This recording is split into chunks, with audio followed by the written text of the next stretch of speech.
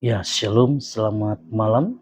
Kembali berjumpa dengan saya, Pastor Johannes Asudungan Tamba, dalam sharing firman malam hari, yang hari ini kita akan bahas dari Ibrani pasal 10 ayat 25, demikian bunyinya.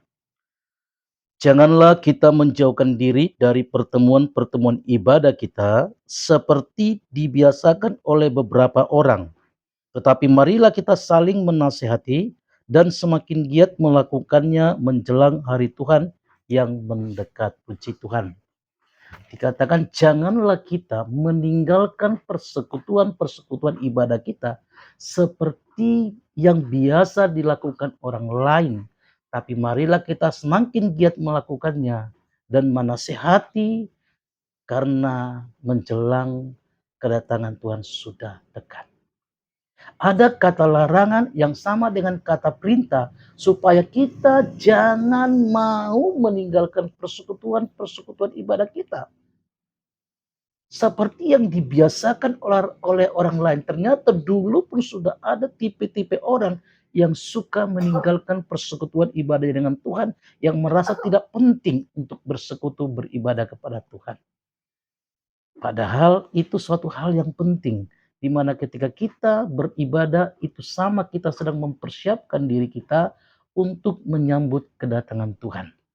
Berbicara kedatangan Tuhan tidak ada seorang pun yang tahu. Maka firman Tuhan berkata bahwa kedatangan Tuhan seperti pencuri datang pada malam hari. Kalau pencuri datang pasti tuan rumah tidak pernah tahu kapan dia datang. Kalau tuan rumah tahu kapan pencuri datang, tuan rumah sudah bisa berjaga-jaga, mempersiapkan aparat untuk bisa menangkap pencurinya. Itu kata kiasan bahwa tidak ada seorang pun tahu, tiba-tiba saja Tuhan sudah datang. Maka kita harus mempersiapkan diri dengan selalu menjaga hubungan kita dengan Tuhan, dengan selalu senantiasa beribadah dengan setia, bersekutu dengan setia kepada Tuhan, supaya iman kita terus bertumbuh, supaya rohani kita terus semakin bertumbuh, hidup kita dibaharui, menjadi pribadi-pribadi yang menjadi lebih baik, pribadi-pribadi yang menyenangkan hati Tuhan.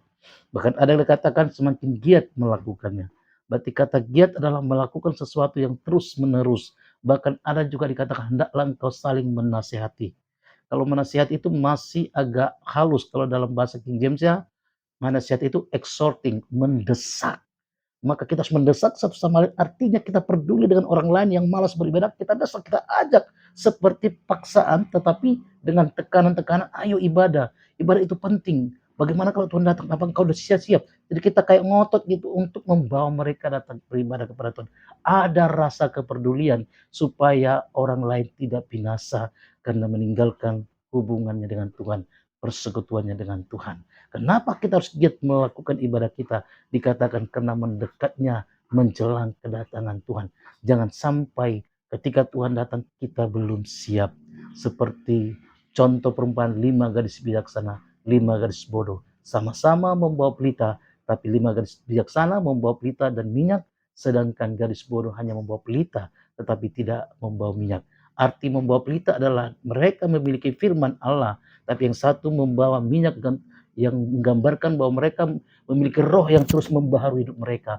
Sedangkan yang 5 gadis bodoh hanya punya kesaksian tentang firman Tuhan, tapi tidak hidup selalu dibaharui, iman semakin bertumbuh. Sehingga ketika mempelai pria datang, yang 5 gadis bijaksana, dia boleh masuk ke dalam pesta perjamuan nikah, sedangkan 5 gadis bodoh tertinggal. Jangan mau menjadi gereja yang tertinggal, tapi gereja yang sudah siap ketika Tuhan datang, kita diangkat bersama-sama masuk dalam kerajaan surga. So, pesan malam hari ini, jangan pernah meninggalkan persekutuan ibadahmu hanya untuk pergi bermain-main dengan teman-temanmu. Jangan pernah tinggalkan ibadahmu hanya untuk menyalurkan hobimu. Jangan pernah tinggalkan ibadahmu hanya untuk menonton sebuah konser. Jangan pernah tinggalkan ibadahmu hanya untuk pergi belanja ke mall. Utamakan Tuhan dalam hidupmu. Niscaya Tuhan pasti berikan terbaik bagi hidupmu. Shalom, Tuhan Yesus memberkati.